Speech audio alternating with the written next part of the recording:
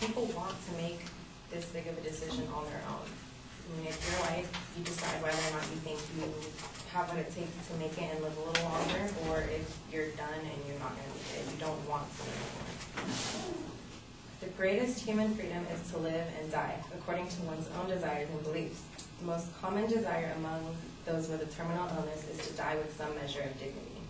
So people want to be able to go down at their own time. You want to have everybody that you care about around you. You want to be able to say, you know what, I'm done. I don't want to do this anymore. And you want to be able to go out with some dignity. You don't want to be the one that can't control your bodily functions. So, euthanasia, right now, it's limited to people with a terminal illness. And the thing is, it's hard to have your doctor say that you are terminally ill. They can tell you that in the long run, you're not going to make it very long, but they can't really tell you now that you're going to be gone within a couple of days exactly. And the thing is, doctors can't be 100% sure. A 1995 article in the journal Suicide and Life-Threatening Behavior concluded that suicide is a rational choice for those within hopeless conditions. And a hopeless condition is defined as a condition that includes but is not limited to terminal illness. It's a severe physical and or psychological pain, physically or mentally debilitating and or deteriorating conditions, or the quality of life is no longer acceptable to the individual. So basically you can judge for yourself whether or not you want to keep living. The thing is, people are really afraid of dying, and a lot of times that's an argument. You don't know what's going to happen after you decide, yes, I want to be done, I want to basically commit suicide. So that's a big deal. People are kind of scared. Pain is a symptom, or according to David Feldman, PhD, pain is the symptom feared most by people who are dying and to those who love them. It's kind of hard to decide whether or not,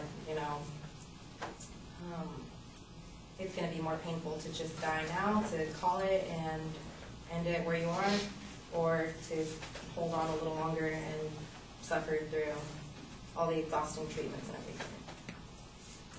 So everybody, whether it's a life-threatening chronic illness or it's whatever the case is, you have a right to pain relief. And sometimes that's kind of, the last option.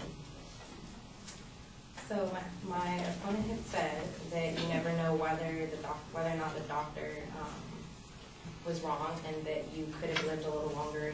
Like if you decide you want to end it now, there could be something down the road that could have saved you.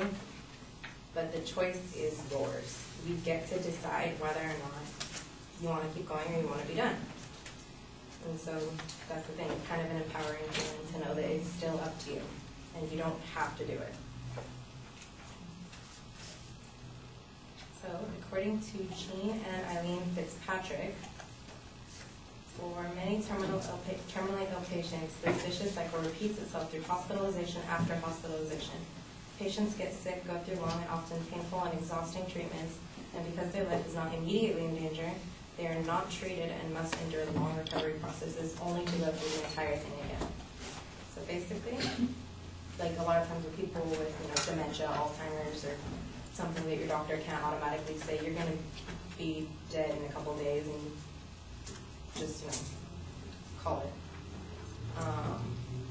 Basically, you end up going through lots of intense treatments, and it's really exhausting, and a lot of times it's painful. And you end up going through all that treatment just so that you can end up back in the hospital again a week later. So, kind of unfair to keep going through that over and over, and a lot of times people who have older parents and grandparents and everything, they can see them suffering and they hate going into the hospital, and they would rather their parents could just decide, I don't want to do this anymore, just give me the lethal injection or give me a kind of medicine that, I can be done with this sooner rather than have to come back into the hospital again.